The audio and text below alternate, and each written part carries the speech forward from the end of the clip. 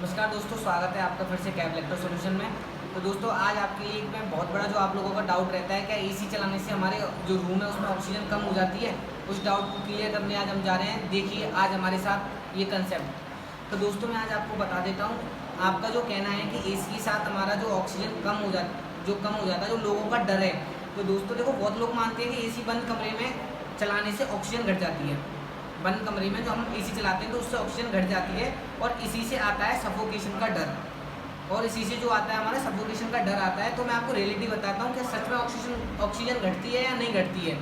तो देखो, एसी खुद ऑक्सीजन यूज नहीं करता है, ये बस हवा को कूल करता है। ये कोई ऑक्सीजन यूज नहीं करता है, ये हवा को कूल करता है। ऑक्सीजन कम होती है जब कमरे में लोग होते हैं, क्योंकि वो सांस लेते हैं। ऑक्सीजन कब कम होती है? जब कमरे में लोग ज़्यादा रहते हैं और वो जब सांस लेते हैं। मतलब बंद कमरे में बिना वेंटिलेशन के, चाहे एसी हो या नहीं हो, ऑक्सीजन धीरे धीरे कम होती है।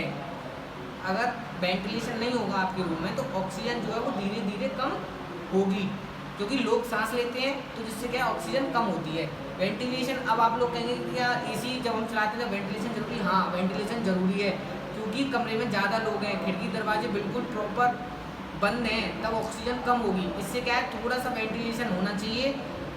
तो हर 2-3 घंटे में फ्रेश एयर आने दो। मतलब इसका यही इलाज है ऑक्सीजन कम ना होने का, कि 2-3 घंटे में थोड़ा सा विंडो को ओपन कर दो या कुछ भी कर दो, जिससे क्या है एसी की जो रूम है उसमें ऑक्सीजन कम नहीं होगी।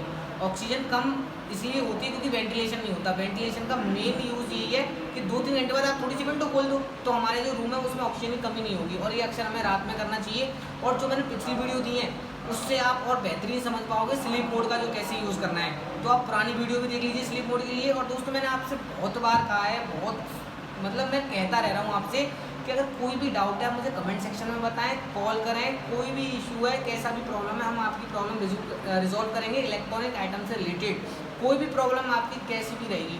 तो दोस्तों, मैं आपसे बस इतना ही कहूँगा, ज़्यादा से ज़्यादा वीडियो को लाइक करें, चैनल को सब्सक्राइब करें, और कमेंट सेक्शन में मुझे बताएं अगर आपको कोई भी कहीं भी प्रॉब्लम आ रही है रिलेटेड टू इलेक्ट्रॉनिक आइटम्स। कहीं भी किसी भी लोकेशन में आप बैठे हो तो आप समझ गए, आप ये डर निकाल दीजिए कि ऑक्सीजन एसी से ऑक्सीजन कम होती है। मैंने आपको उसका भी रास्ता बता दिया, तो कम नहीं होगी। वेंटिलेशन होना बहुत ज़रूरी है। कंक्लूजन हमारा यही था, और लोगों का इसमें कोई डरने वाली बात नहीं है। आप बिल्कुल भी एकदम सेफ हैं, वेंटिलेशन रखिए। दोस्तों, आज की वीडियो हमारी यहीं तक रहेगी। धन्यवाद।